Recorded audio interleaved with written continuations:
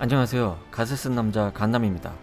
지난 영상에서 블러드 오브 제우스가 그리스 신화 원전을 어떻게 변형하여 세계관과 스토리를 구성하였는지 살펴보았습니다. 이번 영상에서는 블러드 오브 제우스의 주요 캐릭터들을 그리스 신화와 비교하여 분석해보도록 하겠습니다. 근거로 삼는 문헌은 헤시오도스의 신들의 계보와 아폴로도로스의 신화집입니다. 스포일러는 배제했으나 작품 줄거리를 미리 파악할 수 있는 내용들이 담겨있는 점 감안하시어 이 영상을 시청해 주시길 바랍니다. 우선 작품의 주인공인 헤로는 지난 영상에서 소개한 대로 그리스 신화 속 최고의 영웅 헤라클레스를 토대로 만들어진 캐릭터입니다. 제우스의 반인반신 아들이라는 기본적인 설정에 더하여 헤라클레스의 출생에 얽힌 사연을 거의 그대로 도입하였습니다. 블러드 오브 제우스에서 바람둥이 제우스는 세상을 돌아보던 중 한 여인에게 한눈에 반하였는데 그녀는 코린토 왕국의 왕비인 엘렉트라였습니다. 제우스는 왕이 자리를 비운 사이 왕의 모습으로 변신하여 엘렉트라를 찾아가 사랑을 나누기 시작합니다. 그리고 시간이 흘러 엘렉트라는 두 아이를 동시에 출산하게 되는데 그중 첫째는 왕의 자식이었고 둘째는 제우스의 자식 헤론이었습니다. 그리스 신화의 헤라클레스 또한 헤론과 마찬가지로 제우스가 인간 여왕과 바람을 피워 태어난 사생아입니다. 제우스는 테바이의 왕 암피트리온이 전쟁으로 왕궁을 비운 사이 왕으로 변신하여 왕비인 알크메네에게 접근하여 동침하였습니다. 그 결과 알크메네는 제우스의 자식과 왕의 자식 이피클레스를 동시에 출산했던 것입니다.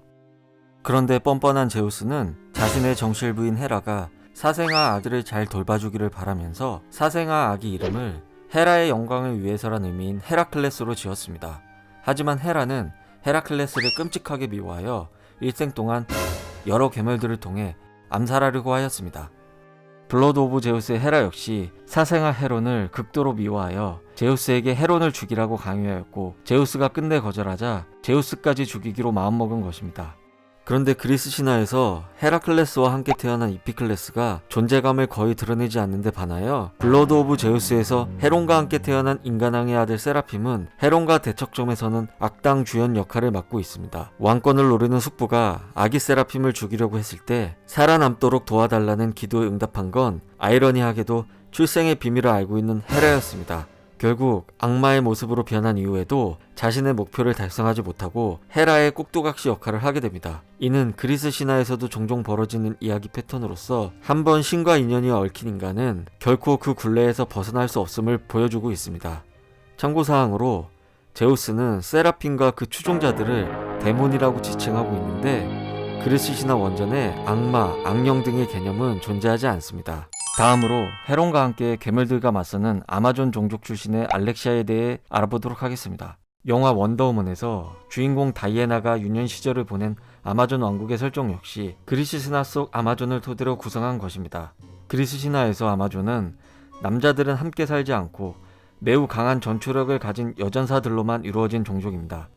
알렉시아가 그리스 신화에서 헤라클레스를 비롯한 여러 이름난 영웅들을 키워낸 케이론의 제자인 것으로 볼 때 아마존 종족 중에서도 매우 뛰어난 인지였을 것으로 추측됩니다. 그런데 그리스 신화 속에서 케이론이 키워낸 영웅들은 모두 다 남성이며 반인반신이 주를 이루고 있습니다. 알렉시아는 그러한 전형적인 모습을 타파한 새로운 영웅 캐릭터라 할 수 있겠습니다. 뿐만 아니라 그리스 신화 속 주요 인간 여성들이 왕비나 공주 혹은 귀족의 신분이면서도 대부분 참정권을 갖지 못한 것에 비하여 알렉시아는 대집정관이라는 최고위 공직자로서 확실하게 차별화한 모습을 선보이고 있습니다.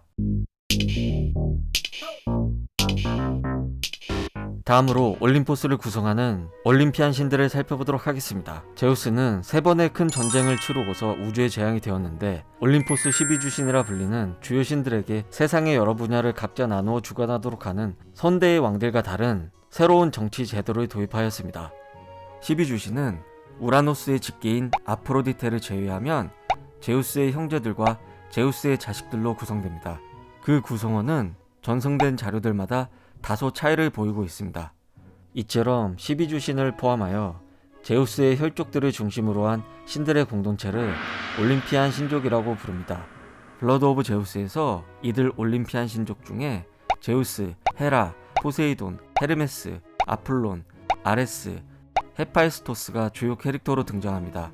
나머지 신들은 엑스트라로 출연하며 이름이 거론되지 않았는데 외모의 특징을 통해 각각 누구인지 짐작해 볼 수는 있습니다.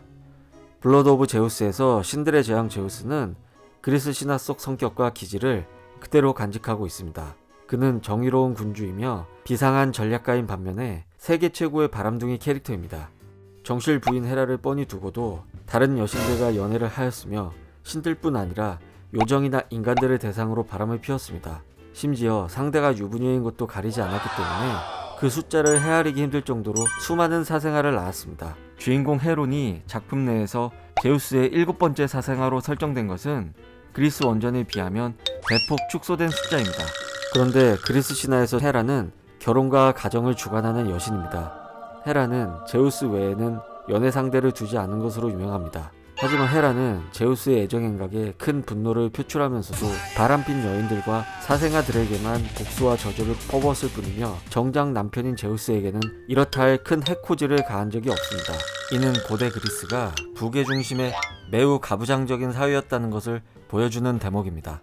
반면에 블러드 오브 제우스 헤라는 그리스 신화 속 모습을 탈피하고 바람둥이 제우스에게 직접 복수의 칼날을 겨누는 모습을 보여주고 있습니다. 그런데 제우스와 헤라의 갈등이 점차 심해지면서 올림피안 신들은 제우스와 헤라 편으로 나뉘어 대립하는 모습을 보여줍니다. 블러드 오브 제우스에서 헤라의 편에 선 주요 올림포스 신은 헤라의 친아들인 아레스의 연인으로 알려진 아프로디테, 그리고 데메테르입니다. 그에 맞서는 제우스 편에는 헤라가 낳지 않은 사생아 자식들 전원과 헤라의 친아들인 헤파이스터스까지 가담하였습니다. 이렇게 올림포스의 신들이 두 편으로 갈라져서 대립하는 구도는 그리스 신화에 등장하는 트로이 전쟁을 차용한 것으로 보여집니다. 트로이 전쟁은 겉으로는 인간 세상의 그리스 연합군과 트로이군 사이에 벌어진 전쟁이지만 그 실체는 아프로디테를 중심으로 모인 신들과 헤라와 아테나를 중심으로 모인 신들의 대리전이었던 것입니다. 신들이 두 편으로 갈라진 것은 브라이 여신 에리스의 계략에 걸려들었기 때문입니다. 에리스는 제일 아름다운 여신에게 주는 선물이라고 적은 황금사과를 아프로디테, 헤라, 아테나가 모여있는 곳에 보냈습니다. 세 여신은 자신이 제일 아름다운 여신이라며 다투었는데 결국 트로이의 왕자 파리스의 심판으로 아프로디테가 제일 아름다운 여신으로 선발되었습니다. 따라서 아프로디테는 트로이 전쟁에서 트로이의 편을 들었으며 헤라와 아테나는 그 반대편인 그리스 연합군 편을 들게 된 것입니다. 그리고 그들을 둘러싼 신들이 두 편으로 갈라진 것입니다.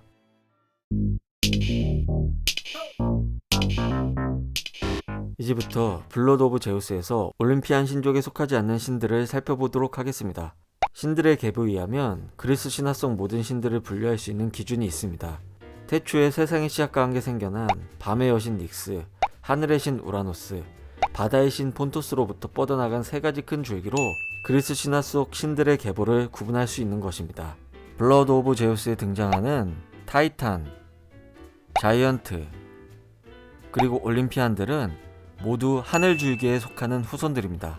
바다줄기 후손들은 스타벅스 로고에 등장하는 세이렌처럼 하반신이 바다 생물의 모습을 하는 경우가 많습니다. 뿐만 아니라 메두사, 히드라 같은 기괴한 모습을 한 괴물들도 바다줄기의 후손들입니다. 그리스 신화에서 하늘줄기 후손들인 유명한 영웅들은 많은 바다줄기 괴물들을 처치하면서 업적을 쌓았습니다. 세라핌이 타고 다니는 세 가지 동물이 합쳐진 키메라와 헤론 일행을 추격하는 머리가 3개인 맹경 케르베로스가 그리스 신화 속 바다줄기 괴물들을 차용한 것입니다. 세 가지 줄기 중 마지막으로 살펴볼 밤줄기의 후손들은 생로병사를 주관하거나 부정적인 분야를 주관하는 신들로서 세상의 밝은 면과 어두운 면 사이에 균형을 맞추는 역할을 하고 있습니다. 헤라가 불륜을 밀고 하라고 부탁하는 꿈의 신 오네로이들도 밤의 여신 닉스의 자식들입니다. 그리고 올림포스에서 수행하던 헤론을 불러 타고난 사명에 대해 조언을 하는 운명의 여신 모이라이들도 밤의 여신의 자식들입니다. 그리스 신화에서 모이라이들은 신화 세상의 모든 존재들의 운명을 다스리는데 최고신 제우스라도 그 운명을 거역할 수 없었다고 합니다. 이상으로 블러드 오브 제우스에 등장하는 캐릭터들을 그리스 신화와 비교하며 살펴보았습니다. 그리스 신화에 등장하는 수많은 신들에 대한 더 자세한 정보는 갓톡쇼의 원조 그리스 신화 시리즈를 통해 만나보시길 바랍니다. 그럼 재밌게 보신 분들은 구독과 좋아요를 부탁드립니다. 감사합니다.